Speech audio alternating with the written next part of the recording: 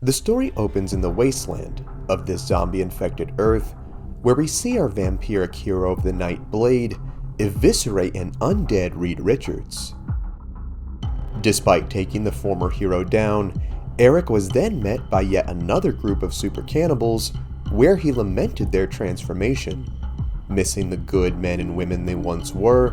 being somewhat sad he could never live up to their upstanding versions of morality. Releasing his brothers from this disease, Blade fired specialized daggers into the heads of Daredevil, Spider-Woman, and Iron Fist, instantly killing them. Plunging his sword into the Thing's head, Eric then tossed his shurikens into Iceman's face, severing it completely in half, which then caused him to collide with the Human Torch, extinguishing his hellish flame.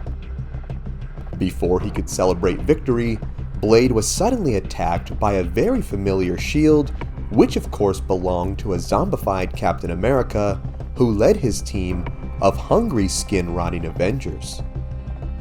With sword in hand, Blade vowed to stop at nothing to protect the remaining humans inside what he dubbed the Sanctuary, which was protected by a shield powerful enough to keep even the heroes from getting inside. Just before he could engage with the vermin, they were all met by the sound of a large vehicle approaching, which ended up being a giant missile-propelled death truck driven by a crazed Rick Jones, who was transporting a batch of humans he had located, all while screaming and swearing at how these creatures ruined his life. Man, I love Marvel zombies. Blowing away several heroes such as Black Panther and Black Widow, the men made their way to the Sanctuary, where a very hungry Iron Man had enough and fired upon the vehicle, tearing a hole into the roof, where Rick lost control and crashed. As Rick had the survivors get to safety, Blade fought to keep the Avengers at bay, but it was not enough as the starving supers closed in to claim their prize. We would see that Blade was not quite alone though, as we see a band of men fly out of the shield and begin to open fire upon the monsters.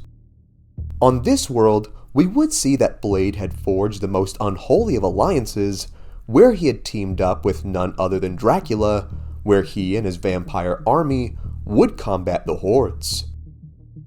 As Blade got the rest of the people inside, Rick, who was still a ways off, vowed to stay behind, where he activated a Stark Industries mini-nuke and once again cursed Tony out for being a total scumbag,